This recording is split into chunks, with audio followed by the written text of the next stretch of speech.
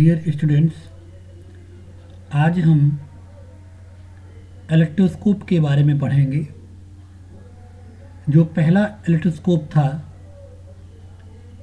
उसे William Gilbert ने बनाया था और इसका जो टाइम था ये लगभग 1600 ईस्वी के आसपास बना था। इलेक्ट्रोस्कोप का यूज हम चार्ज का पता लगाने के लिए करते हैं, चार्ज का नेचर पता लगाने के लिए करते हैं, या फिर कोई भी एक मटेरियल जो दिया गया है वो कंडक्टर है या इंसुलेटर है, इसका भी पता इसके द्वारा लगाया जा सकता है। तो इस तरह से जो इलेक्ट्रोस्कोप है इसके बारे में आज हम थोड़ी चर्चा करेंगे।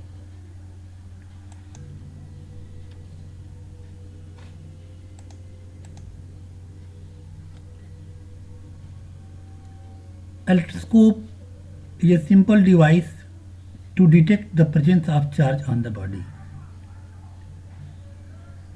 कंस्ट्रक्शन देखें अगर तो इसमें एक मेटल रॉड होती है, जैसे यहाँ पर मेटल रॉड आपको दिखाई गई है, यहाँ से लेकर के ये मेटल रॉड है,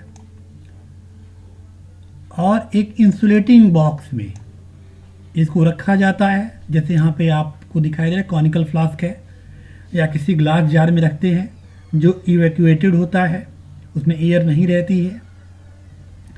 इस मेटल रॉड के साथ एक नॉब जुड़ी रहती है, मेटलिक नॉब होती है, जहाँ पे कंडक्टर को टच कराया जाता है। और सबसे नीचे वाले पार्ट में ये जो पार्ट है, यहाँ पे गोल्डन फॉयल की लीफ लगी रहती है जो वी शेप की जनरली होती है। तो तीन पार्ट हो गए, एक तो हो गया मेटलिक नॉब, दूसरा हो गया मेटलिक रॉड, और तीसरा हो गया गोल्डन लीफ। और पूरे सिस्टम को हम लोग एक ग्लास जार में या इंसुलेटेड बॉक्स में बंद कर देते हैं और ये एक हमारा सिंपल इलेक्ट्रोस्कोप बन जाता है।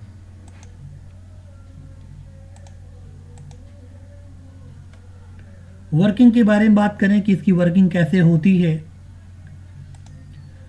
तो जब भी किसी चार्ज बॉडी को इसके नॉब से टच कराया जाता है, किसी चार्ज बॉडी को इसके नॉब से टच कराया जाता है जो सबसे ऊपर होता है, तो चार्ज जो होते हैं वो फ्लोज कर जाते हैं, क्योंकि जो रॉड होता है वो कंडक्टिंग होता है, तो उससे चार्ज फ्लो कर जाते हैं और वो लीफ्स जो गोल्डन लीफ्स होती है उस पर पहुंच जाते हैं।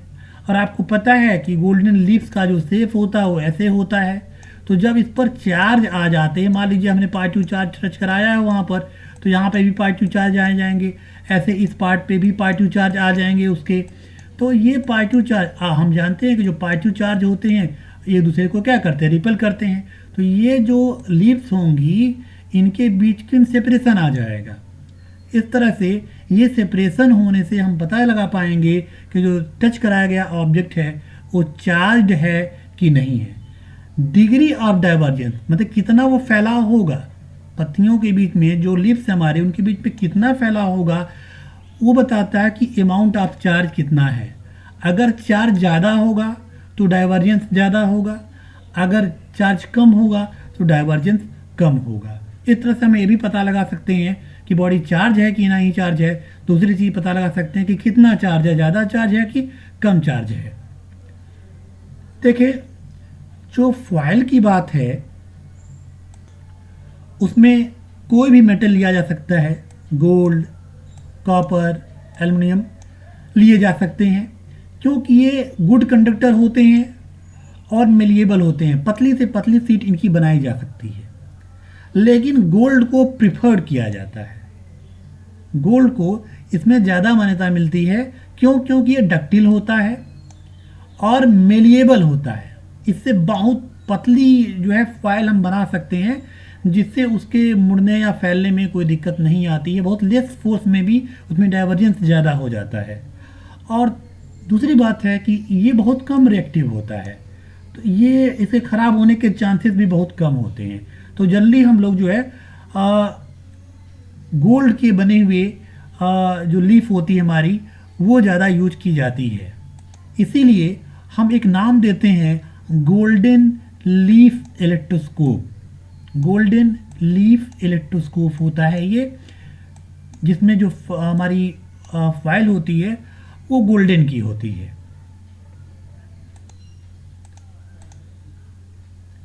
अब कुछ एप्लीकेशन के बारे में बात कर लेते हैं इलेक्ट्रोस्कोप के, कि what are the application of electroscope. यहाँ पर हम 3 एप्लीकेशन की बात करेंगे। पहला यहाँ पर है to detect the charge on the body, whether body is charged or uncharged, we can find out the fact. Body under test is touched with the metal cap or knob. If the leaves diverge, the body is charged, and if there is no effect on the leaves, then body is uncharged.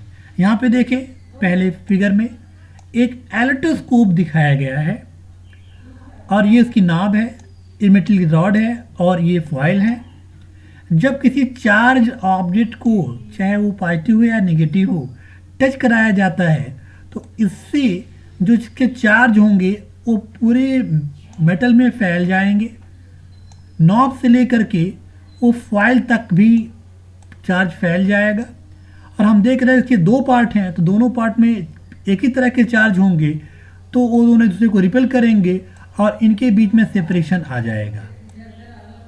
तो अगर हम कोई charge body को touch कराते हैं और उनके lips के बीच में सेपरेशन आता है तो कहते हैं बॉडी चार्ज है, और नहीं आता है तो कहते हैं बॉडी अनचार्ज है।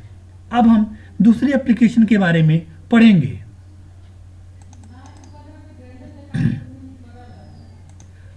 दूसरा एप्लीकेशन हमारा है to identify the nature of charge.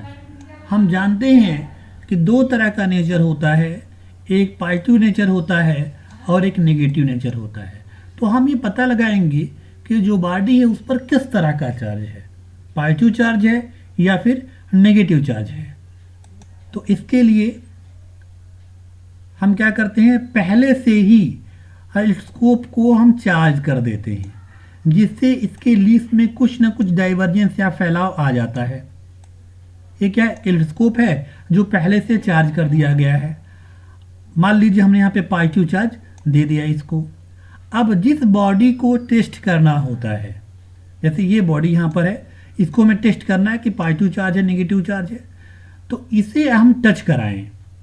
तो अगर ये फैलाव जो डाइवर्जेंस है वो ज़्यादा हो जाता है, ठीक है, तो ये जो हमारा जो इंस्ट्रूमेंट है, जो बॉडी है, जो ऑब्जेक्ट है, वो पॉजिटिवली चार्ज है।